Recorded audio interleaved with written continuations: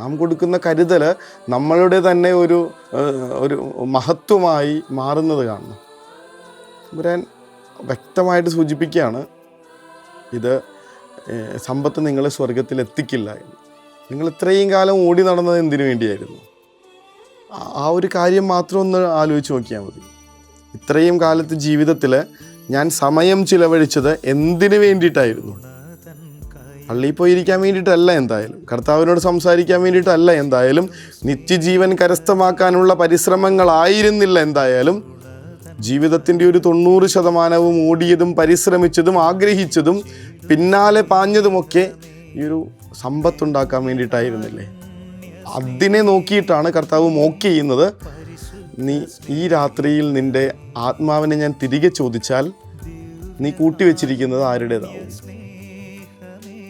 ഈ സമ്പത്ത് കൊണ്ട് സ്വർഗം നേടാനാവുമെന്ന് കർത്താവ് നമ്മളോട് പറഞ്ഞു തരുന്ന പല വചനഭാഗങ്ങളുണ്ട്. തൻ്റെ മുന്നിൽ കിടക്കുന്ന ലാസറിനെ നോക്കാതെ ഈ മനുഷ്യൻ സുഖലോലുപതയിൽ ജീവിച്ചു എന്ന് പറയുന്നുണ്ട്.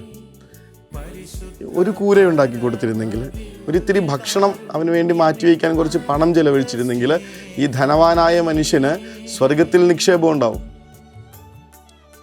പണം കുന്നുകൂട്ടി വെച്ച ഒരു മനുഷ്യൻ അയാളുടെ കാര്യസ്ഥൻ അയാളുടെ അവിശ്വസ്തത കണ്ടുപിടിച്ച് കഴിഞ്ഞപ്പോൾ ചെയ്യുന്നൊരു കാര്യമുണ്ടല്ലോ, അയാളുടെ പണം കൊണ്ട് മറ്റുള്ളവരുടെ കടങ്ങൾ വീട്ടാനും അവരുടെ കണക്ക് കുറച്ചെഴുതാനും ഒക്കെ അയാൾ ശ്രദ്ധിക്കുന്നുണ്ട്.